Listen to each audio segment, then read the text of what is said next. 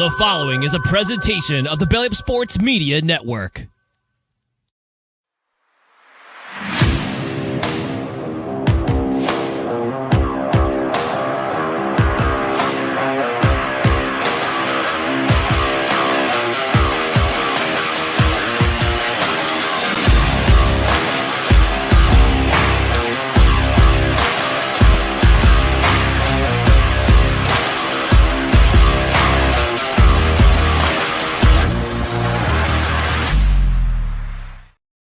All right, podcast. Listen to it wherever you want to. It's episode 219 of the Pesky Report. I'm Ed Hand, and I am joined today by Brad Chandler. How are you doing, Brad? I'm doing fantastic. Really excited about this episode. Yeah, I'm pretty excited myself because our guest today is the scouting director of SoxProspects.com, Ian Cundall. How are you doing, Ian? I'm good. Thanks for having me on, guys. It's always fun to talk baseball, especially now that we're getting pretty close to, what are we, about halfway through spring training? So we got closing in on the regular season. Yeah, we got less than a month. Yeah, because it's what, March 28th or something is opening day? March 30th? 30th? Yep. Yeah, we've got the WBC going on before that, so there's a lot more baseball than we usually get, especially like the last 2 years have been weird off seasons between the COVID and the lockout, and it's nice to just have a normal off season lead in to the regular season. I gotta say, like this morning I woke up and I was like, "There's a baseball game already on."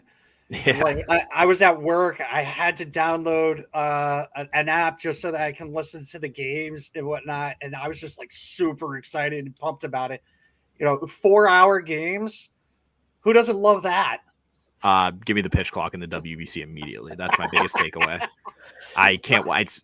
It's so much less watchable. Like I mean, as someone who goes to a lot of minor league games, like obviously I was used to the pitch clock, but seeing it in a television viewing experience, it's so much better. And I need it in the WBC because I can't. Yeah, I was like watching Cuba Netherlands last night, and I was just like, after 4 or 5 innings, I was like, I can't do this anymore. It's too long.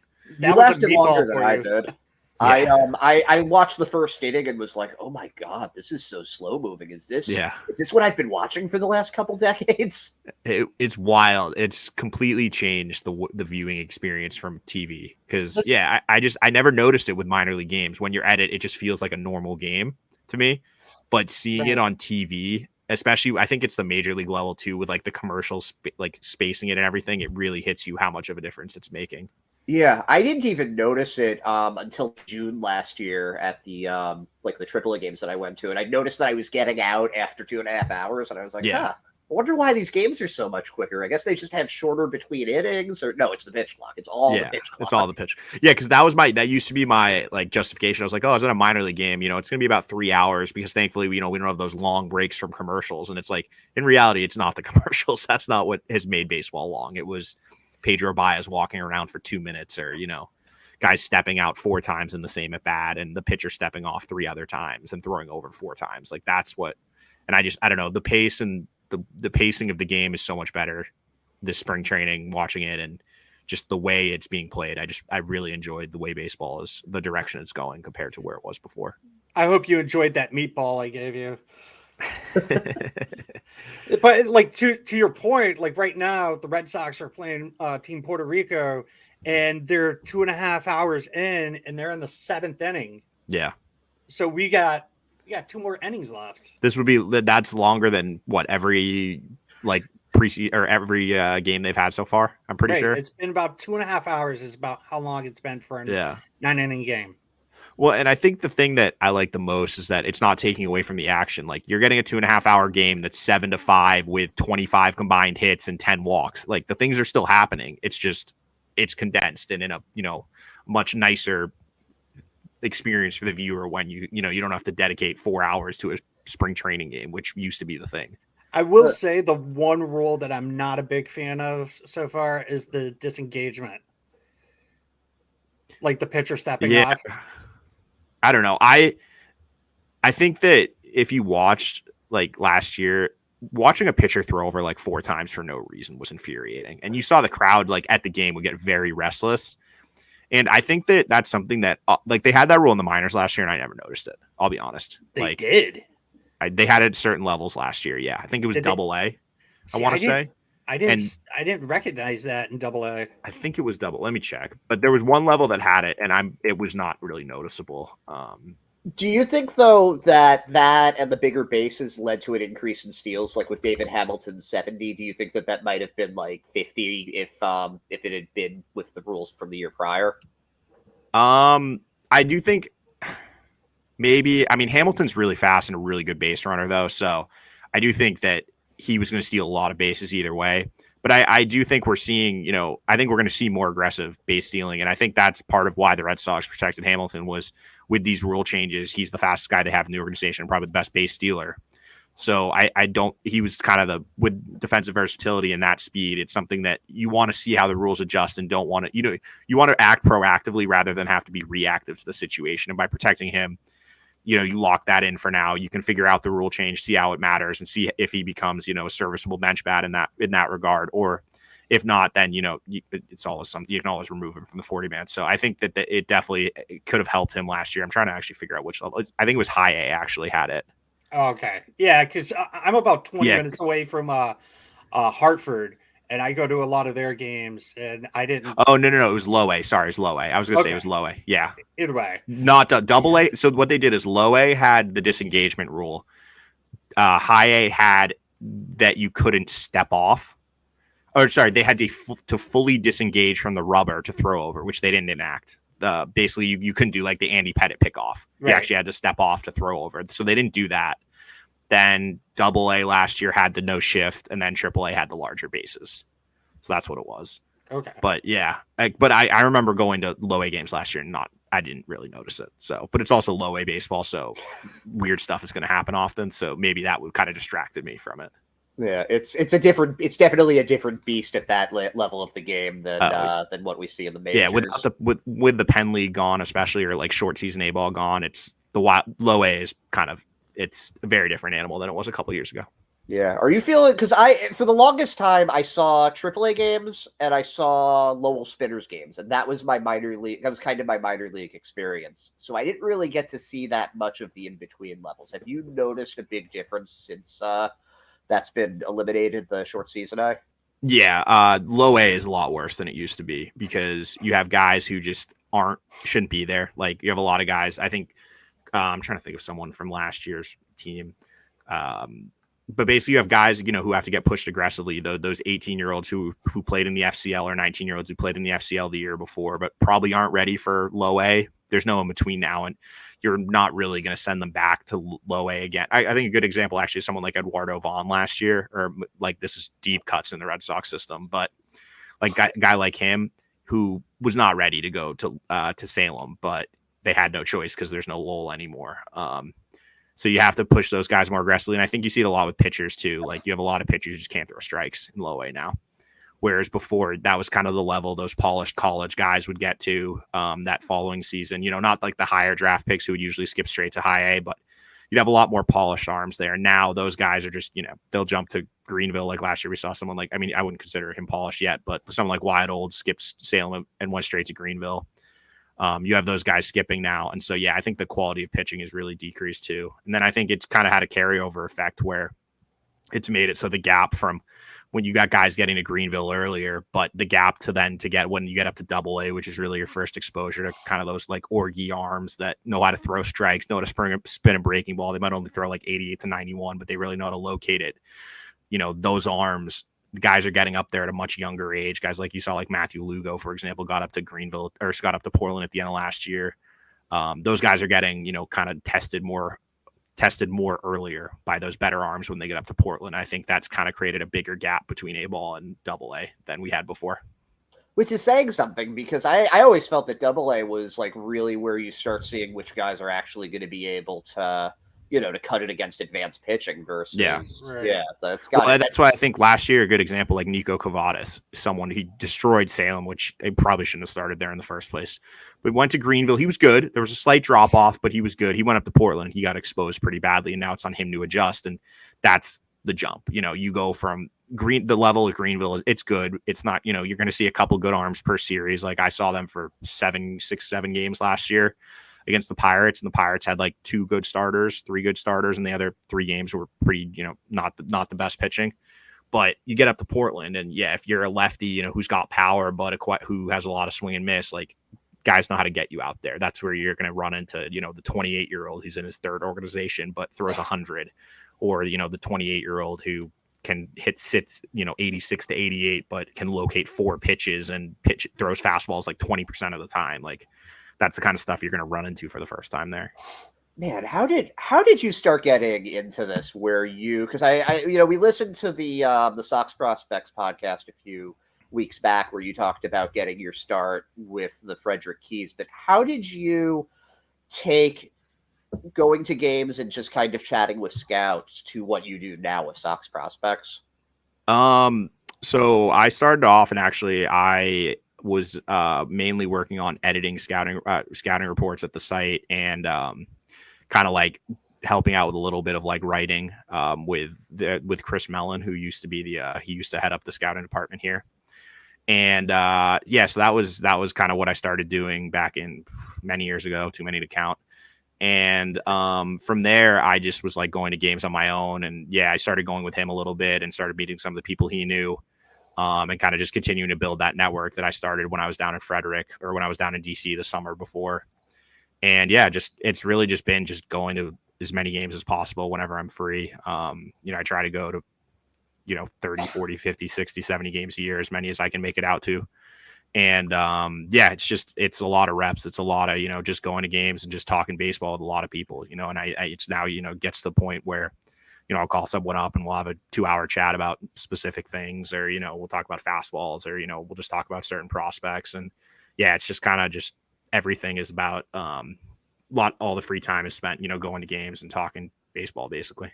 Yeah. Is it like a joyful experience for you still, or does it feel like work? Oh no, I really like going to games still. Yeah. No, I think the best part is going to games. The driving's not fun, but the going actually, you know what? I do enjoy driving though. So it's nice just throwing a podcast and just kind of just set it in cruise control. But I really enjoy going to games still. And I think that what makes it fun is, you always see something new. You never know what you're going to see at the field. You never know who you're going to see at the field. Especially I prefer going to like the spring training games. Like I love the Penn League because you never knew what you were going to see. You were going to see some weird stuff there. Like I saw a catcher's balk before in the Penn League, which I didn't even know was a thing until I saw didn't it. Either until right now. So it's on an intentional walk. If the catcher leaves the catcher's box before the pitcher like starts his windup, then it's a balk.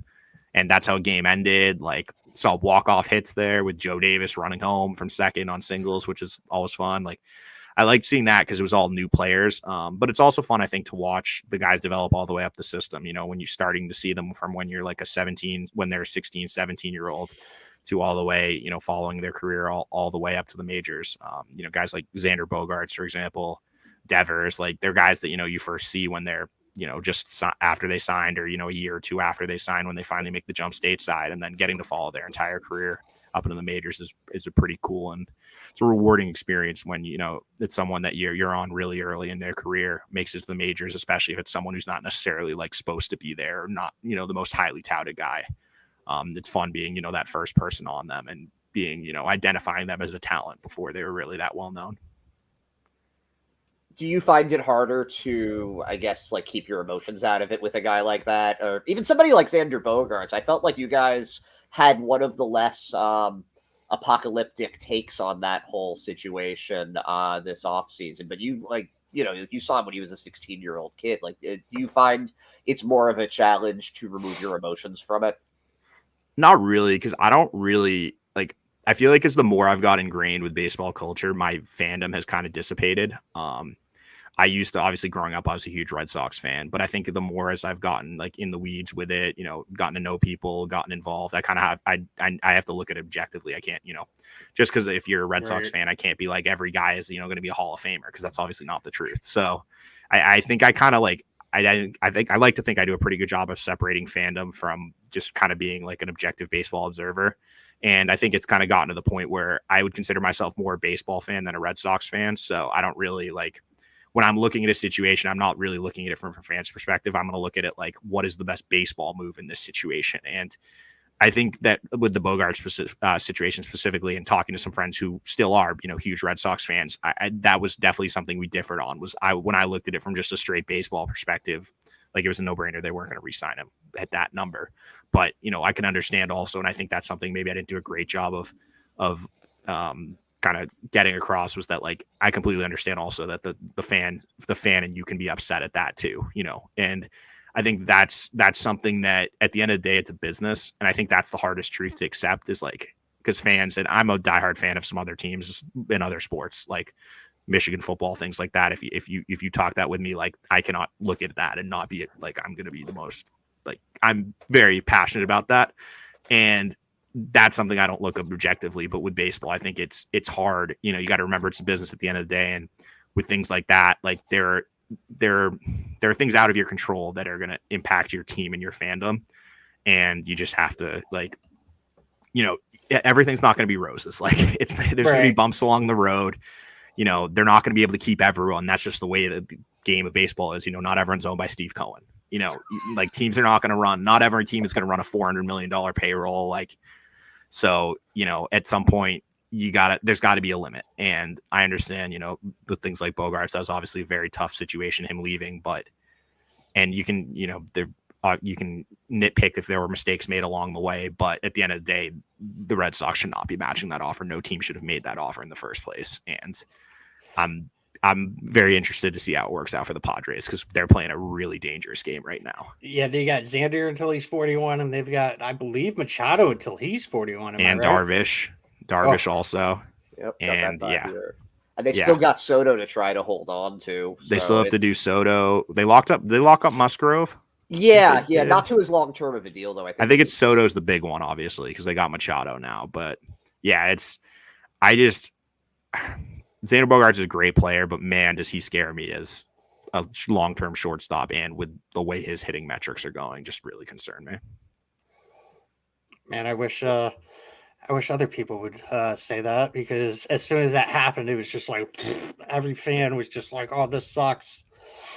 Well, but I can understand that from a fandom perspective, though, just like looking at it from how I view other things. Like, Right. if my, like, the Celtics, for example, like if Jason Tatum left in free agency, obviously I would be quite upset about that. So I can completely understand with someone who's the face of the franchise. And I think that part of the issue too is the way that things have gone the last few years certainly has not helped. Like if this happened, coming off of another playoff experience, maybe they didn't exceed or meet their expectations, but they at least, made the wild card round. I think their narrative would have been slightly different than coming off of a last place finish. But I think that also you got to consider that with Xander Bogaerts and the rest of these guys, they finished in last place. So what does that tell you about the team? Like if their last place team with Xander Bogaerts and the rest of those guys, you just want to run it back and not change anything? Like I don't think that does any good. So I think changes had to be made, and I think we're kind of seeing that there was some vibes issues, I would say, with last year's team that I think that there's some veterans weren't really buying into what the kind of the plan was. And this is Chaim Bloom's team now pretty much fully. Like it's on him and the rest of those guys to figure it out. And we'll see kind of what the returns are this year once they get going. Yeah, there's definitely been a vibe reset. How would you? I mean, you don't have to put a grade on it or anything, but how do you feel about the Red Sox offseason and the results of it? From a roster construction perspective, it's tough because if Story was healthy, I'd feel a lot better. I think they're probably a bat short in that Story, but I think that they're in a position where they can definitely compete and should be competing for a wild card spot. They're not as good as the Yankees. They're not as good as the Blue Jays, but I think they have a more defined path now than when they did coming into the offseason. And that was the most important thing for me, is I wanted to see some clarity on that. And I think that they have, there were a lot of bigger, like longer or a higher money, but shorter term deals. But it's with, quality veteran players who, yes, they come with some risks, but that's why you were able to sign them. Like if they didn't have risk, you're paying, 2x that number, 1.5x that number for the guys. And I think that the guys they signed, they did a good job of beefing up the bullpen, which obviously was a significant issue last year. I like that they have a more defined roles out there. I think it's a lot deeper, and I really like what I've seen from guys like Cutter Crawford this spring training. I think that they're in for a big season, whether it be as a starter or reliever, preferably as a reliever for me. But I think that they've kind of gotten the bullpen to the point where, you know, you can win in baseball with pitching and defense still. It's harder, but you can still do it. And I think that's the name of the game is they're going to be getting on base. They have a defined idea of what they want to do at the plate, you know, with guys like Tristan Casas coming up, who's going to play full time. He's going to take a bunch of walks. Yoshida looks like he's going to be quality at bats. Duvall he strikes out a ton, but he'll take a walk too. And I think that they're just, it's a lot more of a cohesive team that makes a lot more sense. It seems more like they're going to be able to kind of like play off one another, and you see the kind of the plan and the defined roles. And I think that's something that's been lacking the last few years. Yeah, it's much more of a sum of their parts team, I feel like. Oh, 100%. I mean, the Red Sox always have those star players, though, and right now it's Raffy, and it's maybe on the off chance Chris Sale is healthy, but those are the only two guys with any real name recognition. Well, yeah, and there's definitely risk, I mean, with the starting rotation especially, but I think what this spring training has really shown me is that every pitcher is an injury risk. Like, I kind of think we've reached the point where you can't just assume that, you know, this guy is more likely to get hurt than that guy. Like, any pitcher, you could have the perfect mechanics and, you know, be the perfect pitcher, like Walker Buehler, for example, someone like him. Obviously he's small, but like no one talks about Walker Buehler getting hurt in the majors and then he goes down. Or look at Andrew Painter right now, you know, the Phillies top guy who's 6'6", like throwing, you know, 98 to 100, and he's got some sort of injury where he's now looks like he might be ended up having to have some procedure done. Like, you just never know. And I think that unlike past years, what they did do this year is they have options. You know, it's not like we're the 6th and 7th option or Ryan Weber and Jeffrey Springs before he became a stud. Like, they actually have, you know, if with right now you're projecting Paxton, Bayo, and Whitlock, yeah, thank you, might not be ready for the season. Okay, fine. You're filling that with Tanner Houck, who I think is a reliever, but he's fine if you're going to throw him for 4 innings preferably. But Houck, and then Cutter Crawford, who same thing, you know, he's serviceable as a starter. I think he can get by, and they have guys like that ready to go. Whereas I think, you know, that's a lot better options than they were past seasons, and I think that gives me encouragement that they can kind of like get through some early season injuries and hopefully get those guys healthy and ready to go by, you know, May or so. Yeah, there are a few guys below that haven't. They're on the 40-man, but they haven't made it to the majors yet. And one of them pitched today. That's Brendan Walter and Brian Mata, and then I think a little lower on the food chain is Chris Murphy. Do you see those guys playing an immediate impact in 2023? I think it depends what you mean by immediate. Like, I don't think they'll be up in like May, but if you told me by mid-July that those two guys were up in some role, I could say, yeah, definitely. I could see that. I think Mata, especially, I would not be surprised if he pitched his way to the majors in like a bullpen role this season pretty quickly, because his stuff has looked really good in short bursts, but, you know, still there's questions about is he a starter? Is he a reliever? But for this initial season, I think he could make the biggest impact in the shortest amount of time as a reliever. Right. And I mean, you've seen the stuff this spring. Like, when he's on, it's nasty stuff. You know, he'll get up to 100. Like, he's got a couple breaking balls, can locate. Like, it's just, you don't know if you're getting that from outing to outing or inning to inning. And that's kind of a question mark. You know, he'll be one outing, he'll be that. The next, he might only be 95, 96 with, you know, below average feel for both. So that's kind of the tough thing with him. But yeah, I could definitely see him making an impact in the bullpen. And Walter, we saw today, like, he had 2 really good innings, kind of fell apart in the third. I thought his delivery got a little out of sorts. It seemed like he was kind of cutting it off, and his arm was just kind of lagging behind and everything. If you saw all his fastballs that he was missing were arm side, like up. So, I mean, that's going to happen. He's facing the best hitters he's probably ever faced in his life. And there are some professional takes in there. I don't know if you guys watched it, but like, facing Francisco Lindor and Kike Hernandez, he's throwing like a 3-2 changeup that's a perfect spot, and the guy just takes it. Like, there's not a lot you can do with that. That's a good, well-executed pitch. Whereas I think Walter has a better chance to start just because I trust his command profile more, which is ironic considering I think he had like 3 walks today. But Yeah, I think that he's got a decent chance to start. He can throw 3 pitches. He can miss bats with all of them. He throws a ton of strikes. Like last year when he was actually playing, it was like 75 strikeouts, 8 walks, I want to say, between Double A and Triple A.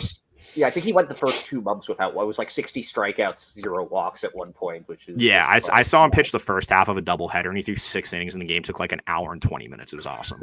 And I think it was like 6 innings, 10 strikeouts. Like it's just he just it was a doubleheader against. Bayo threw a no-hitter in the second half of that one. Yeah, it was against I want to say Reading, but that might be wrong. But yeah, it was a crazy doubleheader, and yeah, it was not long at all for 2 games. But he just really really knows how to pitch, and I think that the biggest thing, and is actually something they did a good job talking about on the broadcast today, is just the velocity fluctuations are kind of what we need to see from him, and what I'm excited or looking forward to kind of getting some eyes on this season when he's out there with Worcester is, what's his fastball and sinker playing at. In the past, I've seen him up to 95, 96 before, sitting like 92 to 94. Then another, like last year, he was like 88 to 91 by the end of the season or the end of his season, not the end of the season, but when I saw him. So that's pretty wide range, obviously. And I think he would settle in at like 90 to 93, but I just want to see that, like, show me that you can still get to that 92, 93 in the 4th inning. That's kind of what I want to see from him, because obviously the margin for error is a lot lower when you're pitching at 88 to 91 than it is at 92 to 93. Yeah, if he's at 92 to 93, what's like his 90% like top outcome? Mid-rotation guy, like a solid 3.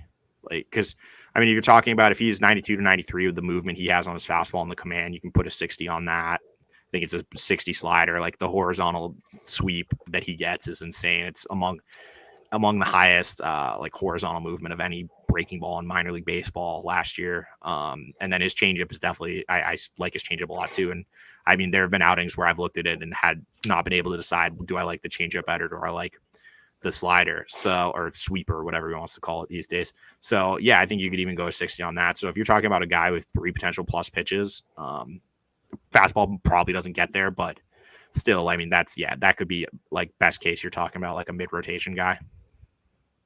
Not a bad depth option to have. But where does Murphy come in on this then? Because he's the other guy that got added to the 40-man this year. Yeah, Murphy's an interesting one because he's really taken a step forward pretty much every year that he's been in the system. Like when he was drafted, he didn't get a very big bonus. I want to say he got like $250K or so out of or 200,000 actually coming out of San Diego. And kind of the MO on him was, struggles to throw strikes, pretty good stuff, probably a reliever. And we're a few years on. I think he's probably still a reliever for me, but he's more like a multi-inning relief type. But I just like the way his stuff plays up in those shorter stints. Like he'll be up to 96 in those stints, whereas as a starter, he kind of settles in the low 90s. But yeah, he's got, it's a good changeup. That's his best secondary pitch. I just think that what separates him from Mata and Walter is he just doesn't have that plus pitch for me. With Mata, he's got that insane velocity, and he's got, you can probably, if you wanted to go, you put a plus on the breaking ball. With Murphy, changeup is his best pitch. It's probably more like a 55, and then both breaking balls are more like average-ish to fringy for me.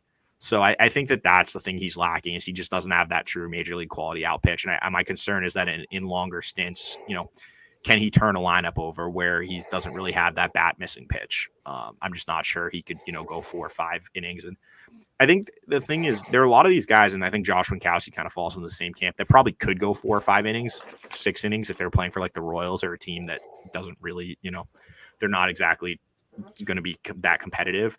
But I think there's a difference between, a guy doing that and a guy being effective. And I'd much rather have a guy be effective for 2 to 3 innings than throw 4 to 5 like meh innings. Yeah. And yeah. Oh no! Yeah, at what point do you make that decision though to like you're not a starter anymore? You're gonna be a reliever, because I've heard that with Winkowski. He was hitting 99 miles an hour in the Arizona Fall League. That seems like that would help with his bat missing problems. But when do you decide to make that move? Well, it's a kind of a double-edged sword though, because starters are just inherently way more valuable than relievers. As we've seen, developing starting pitchers is really hard. So you don't want to pull the plug too early and risk, missing out on a potential starter. But at the same time, I do think there are guys who could benefit or move quicker if they were in a pure relief role. And so I think that's kind of what we've seen with the Red Sox is they've waited as long as possible with certain guys. I mean, there's guys there's definitely some guys who it's pretty obvious they're relievers, and you make that switch early on. But even like someone like Wyatt Olds, who we brought up earlier, didn't think we were going to talk about Wyatt Olds twice, but here we are. With his arm slot, kind of the way he's a 2-pitch guy, like he's definitely a reliever. But at the same time, I understand why they're developing as a starter, because if he was in a reliever, he'd never throw his changeup. And that's something he does. He, even if he is going to end up in a relief role, if he can get that to a show me pitch, that's a big, potential weapon for him, given how funky he is and how much trouble lefties give him. So, in a 20 innings, or excuse me, a 20 pitch outing, you're never going to throw that. Whereas as a starter, you have to throw it regardless. Like, and there are certain, like he was definitely like forcing it in there, and it wasn't good when I saw him, but he was still throwing it. And I think that developmentally it helps to develop that type of guy as a starter, because you can get them to work on their third pitch. They have to work on their command more, and that's why you see it.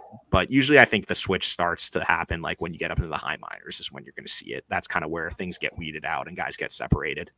Like Franklin German, I think we saw that happen with him. He was when he moved when he went. Yeah, he's obviously with the White Sox now, but when he got to Double-A, they changed. They moved him to the bullpen. I think it's more like the Double-A level is kind of where you start to see it now. A long way of getting there. Yeah, I feel like I've been asking a lot of these questions. Brad, you gotta. I'm just sitting here like, oh my god, the Red Sox are sitting here throwing guys up on the. They've got Red Sox pitchers thrown to the Red Sox batters now because they're up 9-1. So I was like, the best spring training team ever. Yeah, right. And hopefully they continue.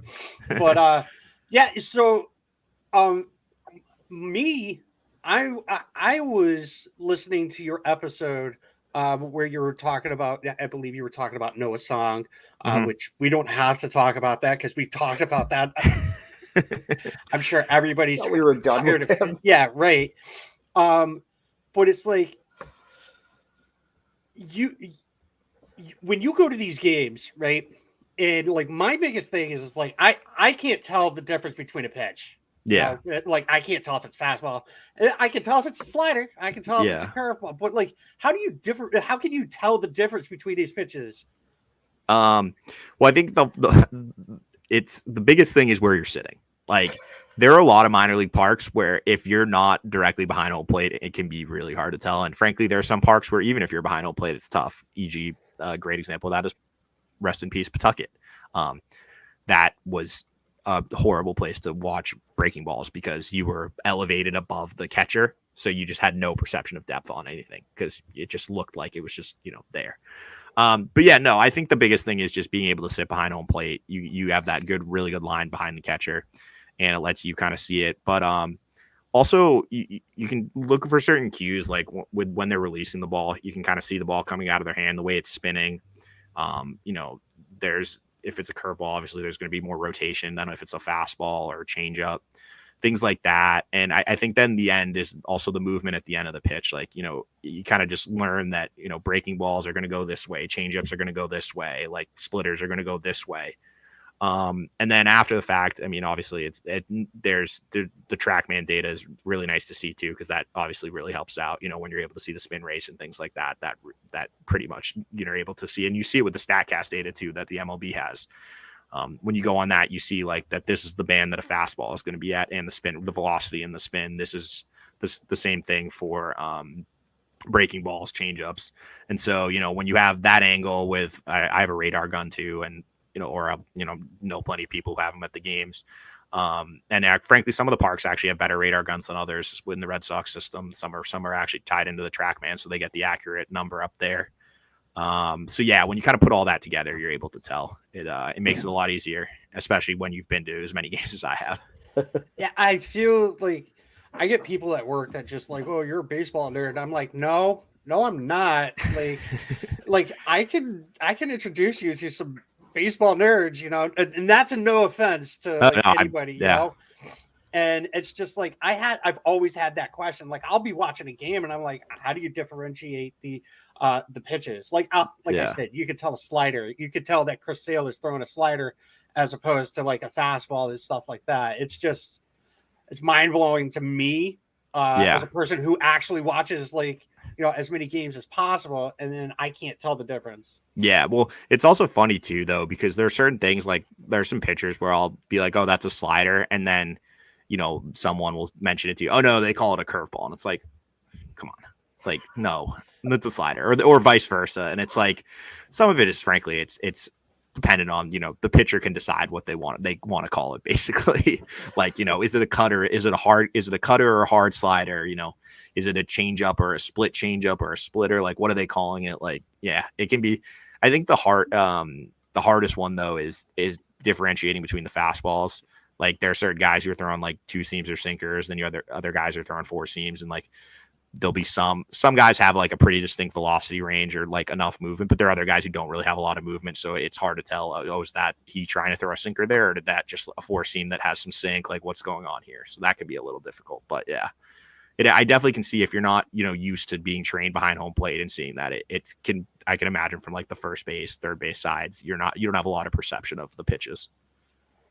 All right. So I have a question about a player in the organization. Mm-hmm. Not a lot of people know of. I don't know if I'm pronouncing his name correctly, but I know his last name is Jimenez. Is this a Joe Gilberto Jimenez question? Yes. So can you give us anything on him? Yeah. He's someone who back when he was in Lowell, I was a very big fan of, but unfortunately his development has stagnated as he's gotten up the levels and he's gotten more exposed to better quality pitching. He's a very athletic, like he's built like a running back or a safety, like really strong frame, very fast, kind of a twitchy guy. But his problem is the swing just doesn't work. He kind of just slaps at the ball and puts it in play. And that's why he's able to carry high averages, because he's a good runner. He's like 70 runner. But so if you put the ball in play with that speed, especially in the low minors with the defense you're facing, you can get on base and run an average close to 300 with that. But he just doesn't impact the baseball. His exit velocities are really low, and his quality of contact is really, really bad. Like he'll just make a lot of like routine weak ground ball outs on pitches that he should be trying to square up and drive. And when you have that issue, and then your approach is pretty poor, which his is, he rarely walks.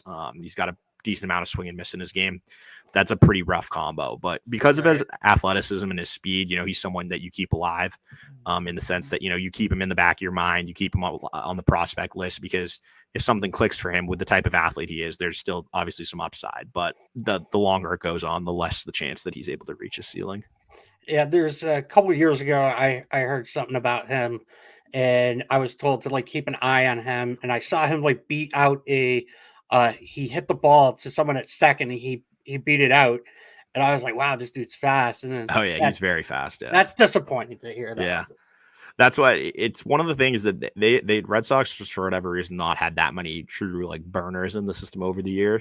But Hamilton obviously is I think the best example of the new era of that. But Jimenez has that speed, but I think is a good example also of like the difference. You can be fast. That doesn't mean you're going to be a good base runner. Right. Like he had 20 stolen bases last year and he got caught 9 times, and he's probably raw speed wise pretty similar to Hamilton. Like the intricacies of stealing a base are a lot more complex than just being super fast. And I think that's one area of his game that, even if he's going to develop into just like a bench guy, he's got to figure out how to, be able to read the pitchers better, get better jumps in order to make use of his speed. What is a prospect? Obviously we're watching some of these guys, Cedon, we got Hamilton, we've got some of these guys from the minor leagues playing in the spring training games right now. What are who do you think that Red Sox should keep an eye on?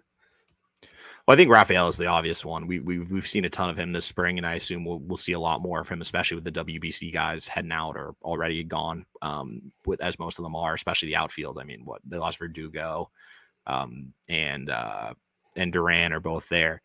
Rafael is definitely the first one for me. I think he's someone that he's going to be very popular because of the way he plays the game. You know, it's balls to the wall at all times, and his defense is just that good. Like, he makes those plays. There was one in a spring training game a couple days ago that was on like a deep fly ball over his head, and he just nonchalantly caught it off to his side, kind of like I remember Jackie Bradley doing that for years.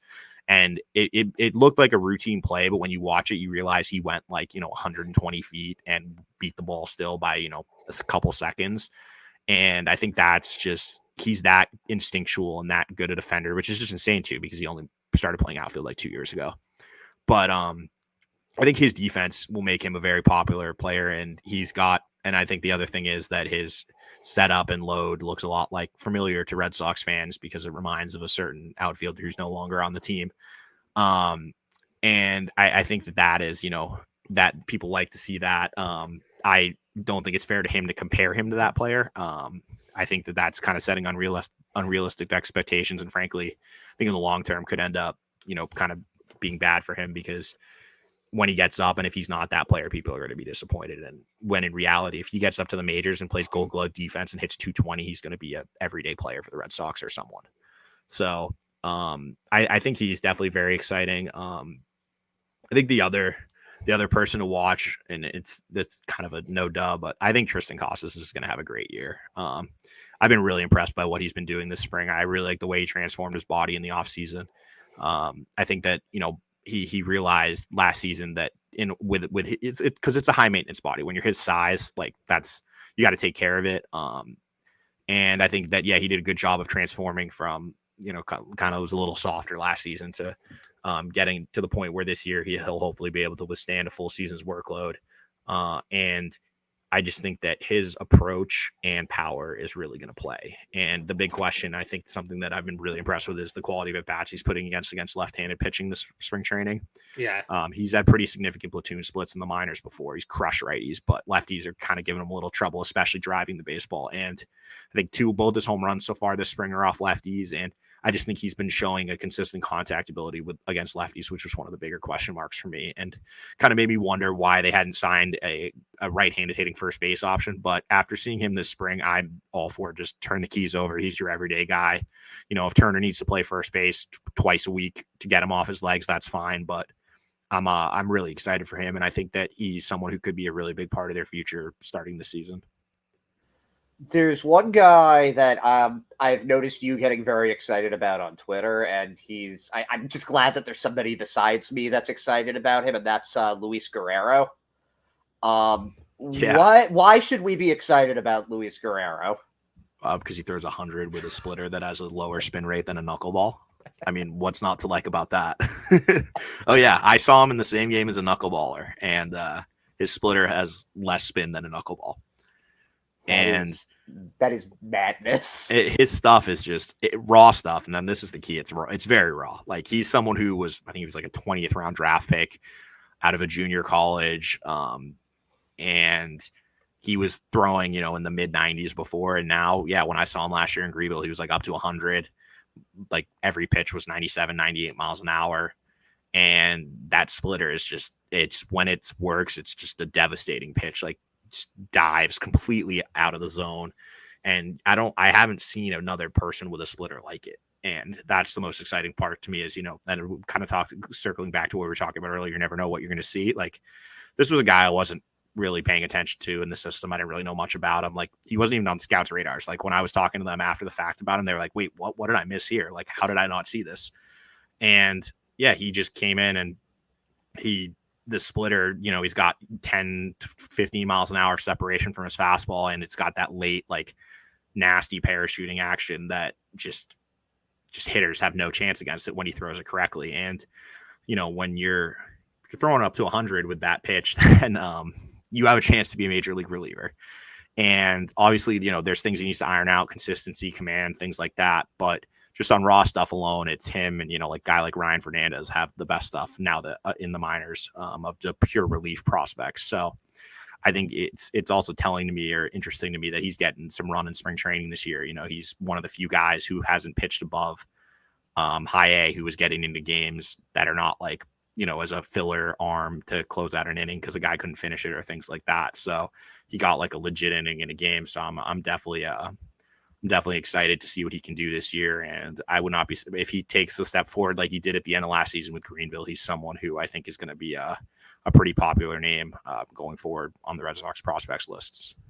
Now, you guys, it's with the Sox Prospect 60. It's a joint effort. And you guys, I mean, it's the product is so good because you guys do manage to be very objective about it. Thank you, appreciate you that. You don't see that for a lot of other. My dad, for an Apple League we're in, has the Kansas City Royals as his minor league system, and he's like, "There's no objective takes on these guys. Like everybody's great, or until they're not." Yeah. But with that being said, everybody has a bit of a bias. What type of players do you find yourself being more you rating higher? What's your bias? That's a good question. I think with pitchers, guys who can locate a fastball, I think that obviously the first thing that is going to jump out the page is the velocity. But if I see a guy who can really like command his fastball, it doesn't matter how hard they're throwing, that is going to pique my interest because A, it's going to keep the game going, which I'm a big proponent of. But B, I think that gives you, if you have that, it gives you somewhat of a floor. Because at the worst, you're going to get to the high minors and be an or guy if you can throw strikes. And I think for position players, it has to be hit tool. Like if you can make consistent quality contact and have a good approach, you're not too much swing and miss, things like that, it can cover up a lot of sins. And I think we've kind of seen that, with the weird guys who've gotten to the majors, like Luis Arias. Like he can't do anything but hit, but his hit tool is like a 70 or an 80. So you can get away with having 20 power and being a 30 defender and having 30 speed. So I think that, I think if I see a guy who can really hit, that stands out. And then I guess the last one is if you can hit the ball really, really hard, who doesn't like that? Like, let's be honest. And I think the best example of that is someone like Miguel Bleis, who, as an 18-year-old is putting up better than major league average exit velocities. And when you see something like that, that really is like, oh, okay, now we're talking. Like, and obviously there's way more risk with those guys than the hit tool guys, but you got to have some fun in life and, look for the guys with the ceiling too. So I think that gives a nice balance when you have the, the kind of like the safer hit tool guys and then the more exciting, impact the baseball exit velocity types. When you've said that some of the things you've heard about scouts about Bleis are borderline irresponsible, what does that mean? What are they comparing him to? Like very, very, very good baseball players in the majors. Like, I mean, what that is I've seen reports that, they've submitted and they're just, they're very glowing, I'll say. There's not a lot of prospects who I've seen reports with that many big numbers on them on the 20 to 80 scale. And the conclusion being, this guy could be him basically. He could be, I mean, it's obviously the chances of it are low, but I think we're starting to see it nationally start to pick up. Like Fangraphs talked about how they had him, I think 25 or something, 27. Yeah, that was a surprise. And I think Eric said in his chat that he wouldn't be surprised at all if he was in the top 10 next year, top 5, or even number 1. Like it's that type of raw ability that, there's only a few guys that you hear that talked about. It's the Acuna types. It's Julio Rodriguez. It's guys like that, obviously the odds are very low, but to even be mentioned that, hey, it's kind of like the starter kit for that, that's when you kind of, your jaw drops and you're like, oh, okay, that's very cool. So yeah, I think that's kind of just without getting too detailed into it. It's names like that are, bandied around. Yeah. So, just going to give you a couple of fan questions if you've got a couple more minutes. Great. I thought I had loaded it and I didn't. I got you. Yeah, you got them. So from Andrew Dwan, what impact do you foresee all the driveline hires having on the development of players? It's a good question. Yeah, the Red Sox have really hit the driveline coaching staff hard this offseason with a lot of their roving instructors and guys like that. And I think that what we're going to see is that maybe we'll see, I think it's more of like behind the scenes stuff. I'm not sure we are going to see it like on the field, if that makes sense. And I would guess it's going to be a lot of like kind of the what they're doing in the behind the scenes cage work and on like the bullpens and everything is going more with the kind of like the drive line approach, like the weighted balls and all that stuff. And obviously the Red Sox were doing a lot of this stuff already, but I think that, yeah, it's probably just kind of more of an integration between what their current methods were and bringing in some more drive line principles into their kind of the practice and what they're doing behind the scenes. The next one is from Sammy James. Generally, what do scouts need to see to assign an 80 grade in hit tool or power? And what are the signs besides the obvious great contact and lots of home runs? So I'll go with the power first because that's easier. So if it's raw power, it's basically seeing a guy hit a baseball really, really far. And I'm not dumbing it down. I'm dead serious. It's like showing up in batting practice and watching, you know, Bobby Dahlbeck, who doesn't, he doesn't have 80 raw, but seeing someone, actually, you know, who does, Gary Sanchez, watching Gary Sanchez, you know, in Greenville hit it over the apartments in left field, or like, you know, seeing things like that. That's when the raw power is probably one of the easier tools to evaluate, because it's literally, yeah, it's just how far can you hit the baseball. But hit tool is definitely harder because I think there's more things that go into the hit tool. Obviously, like your contact ability is a part of it, but you also need to see the approach. And that's why I think, you know, when you look at, there's way more 80 power guys than there are 80 hit tool guys in all of baseball. Like when you look at, I think like the sites like Fangraphs or ESPN or whoever putting together, they actually put the grades up of their top 100 players. Like count how many 80 raws you see versus how many 80 hits you see. Like I think I'm trying to think of, other than Wander, has anyone gotten one? And I can't. So yeah, I think an 80 hit tool is a lot harder because you just don't see it. Whereas 80 raw power, you can see, like, there are guys who would never make the majors who have 80 raw power, but it's because they have a 20 hit tool. So you can, that one's a little more like tangible and easier to see. From Big Sox Guy, how does the current state of the Sox farm system compare to top farm systems the Sox have had during your time scouting the organization? It's a good question. I mean, it's obviously better than it has been the few years. I think it's on the right. It's heading in the right direction right now. I think we obviously it bottomed out during the end of the Dombrowski era, that like 2018, 2019 stretch, when it was just kind of, I mean, understandably, you know, via trades and various other things, a couple bad drafts, it just really was in a rough place. I think Heimblum and co have done a great job of rebuilding it. They've gotten the depth back, and they've added some high end talent too. But I think it's still not as good as it was like back in when you had like the two eras that really stand out to me, or when it was like Benintendi, Moncada, Devers, all those guys were in the minors together. That amount of high end talent at the top, the Red Sox are getting there. But, you know, I think they had at one point, 3 of the top 10 guys in all of baseball. And then similarly, kind of going a little further back, when that 2011 draft class was coming up, when you had, you know, Betts, Bradley, Barnes, Owens, Jerez, all those guys, like that was when the system was extremely deep. So and obviously it was when it was coming off of a completely different rule set for the draft, where you could just sign whoever you wanted more or less within reason. So it's hard to kind of compare that era to now.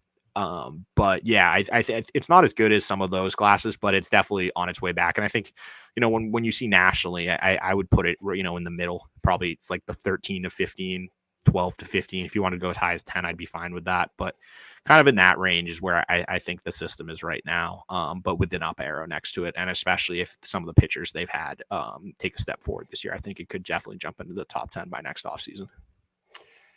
From Connor McGonigal, who would you like to see the Red Sox take with their first pick, and who do you think the Red Sox will take with their first pick? It's tough to say at this point. The college baseball season has just got started. The high school seasons for a lot of places haven't even started. Like, teams are really early on in formulating their drafts right now. So it's impossible to say at this point. I don't really lock in on the draft until a couple weeks before it, and it's especially like I'll go to the occasional college game, but even that's not kicked off in the Northeast yet. So it's just far too early to say something like that.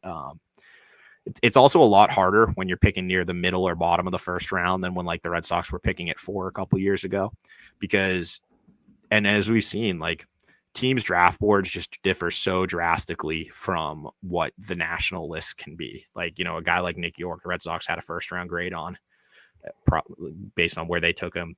And you looked at, you know, BA and all those other places, no one had a first round grade on him. So it's all team dependent, and it's all what their scouts see. So it's really hard to say without being in the draft, which obviously no one is. So it's tough to say at this point.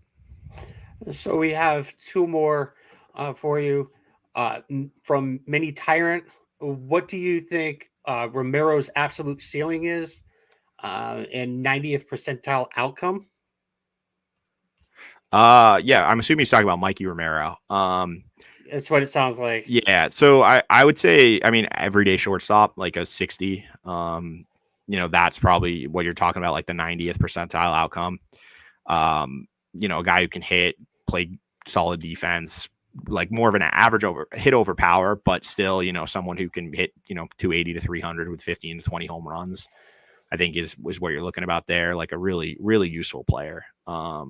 Yeah, and I think that's kind of what you're looking at, 90th, 100th percentile there. And the last one from Red Sox Bro.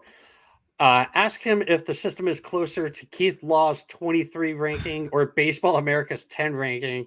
In the end, it's what Sox Prospects says that matters most. Yeah, I mean, I kind of addressed that a little earlier, but yeah, I would lean more towards the 10 than the 23. I think that a fair ranking is more like, 13, 14. I think that I completely like what Keith was saying. I see what his argument is, especially with the pitching. Like, there's definitely a lot of risk there. There's not a lot of depth, but I think that the same can be said, like, as kind of what we were talking about earlier. Just pitching prospects are so risky. Like, you know, it's all well and good to have Daniel Espino or like Andrew Painter, guys like that who are top 10, but like, who knows?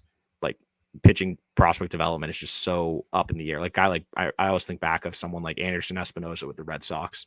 You know, when the Red Sox traded him, he was like a top 20 prospect in the system. He's had 3 Tommy Johns and barely pitched in the big leagues in his career. Like, pitching prospects are just tough. And I think that's kind of why we've seen the Red Sox go away from it for the most part. You know, they haven't really used high draft picks on them. They haven't spent a lot of money in international free agency on them. Like, it's kind of a volume game. Just sign as many as you can for a good amount and see who sticks versus, you know, spending a first round pick or, you know, significant assets or resources on them early. And I think that's kind of what we've, and the result is what we've seen where, you know, they're nationally, their pitching staff or the guys they have aren't really recognized because, you know, they're not big names. They're not guys that they draft in the first round, second round, or guys that they gave, you know, $1 million plus to in a bonus, either in the draft or internationally. It's a bunch of guys who, you know, they're basically hoping that you find some pitching traits that you like and see who can pop up. And I think they have some guys that really could pop up this year. And I think that would be the key for me for them to get into that top 10 is like some of these guys like Luis Perales, Elmer Rodriguez Cruz, these low minors arms kind of taking that next step forward is the key for them if they want to move up those national lists, probably. Because at the end of the day, like the top at high end bats, you can't really get better than what they have right now with those guys. You know, when you've got 3 guys who are, or 3 or 4 guys who are all top 100, maybe York jumps in there, but it's about, they got to get that, figure out kind of like what's that next wave of pitching after that group of high minors guys we have right now with Mata, Walter, and Murphy, who's kind of like that next tier of arms. And that's the big question, I think. So that's all of our fan questions. I got one more for you of my own, and that's what, if any player that we haven't mentioned yet, do you think could be a big surprise in a positive way for the team this year? So this is as in helping the major league team? Yeah. Let me look. Okay. I can give you. I got one. And it's another person who's really impressed me this spring training. It's Emmanuel Valdez, and he's not a shortstop. Let's get that out of the way. Anyone who tells you he is not watching baseball. But he really, really can hit, and I've just been really impressed with his at bats so far this spring. He's someone who I remember going to a game last season and seeing him for the first time. And I talked to some scouts about him, and the feedback was kind of tepid. A lot of it was centered on the fact that he's not a good defender, which he's not. But I remember, and I think he saw like 16 pitches and he took all 16 of them and walked 4 times. And I was like, I feel like at one point you just got to swing for the sake of it, right? Like if you walk 3 times, like just go up there and swing. Like he was just like, nah, I'm just gonna walk. And I think he walked his first 4 at bats, and I think he like grounded out or something in his 5th at bat.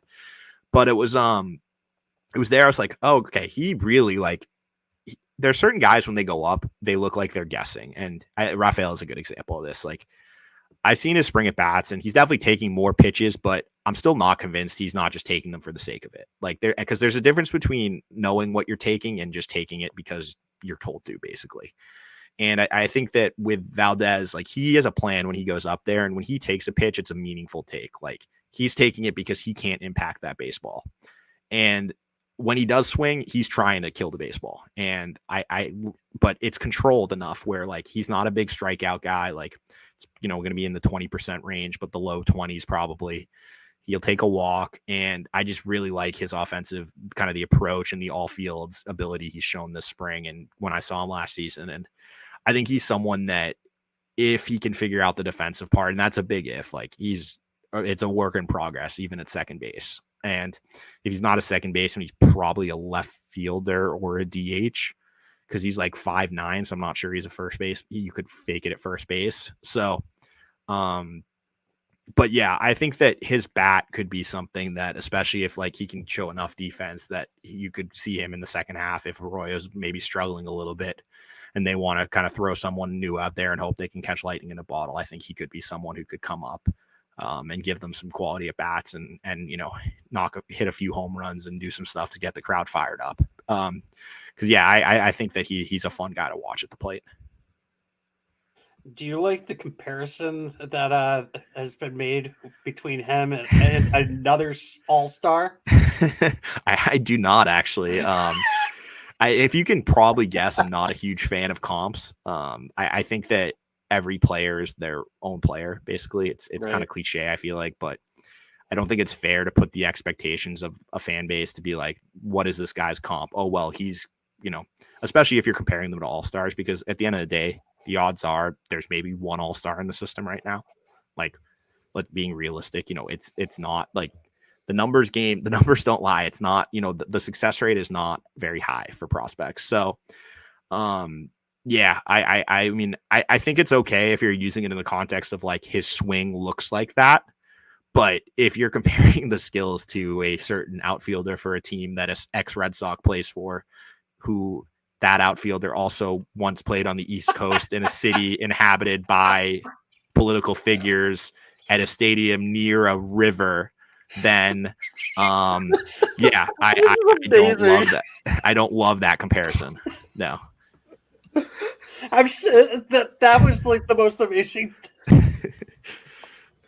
I don't want to name names. Like, I mean, I just want to give people an idea who we're talking about. Yeah, Yeah, if they don't know who we're talking about, then whatever. It's on them. But not naming any names. It's fine. No, he just has 4 letters in each of his names. But But no, I can see the similarities in the swing, but I would not compare his skills because that 8-letter name person who plays for, no, I'm not going to do it again. Soto.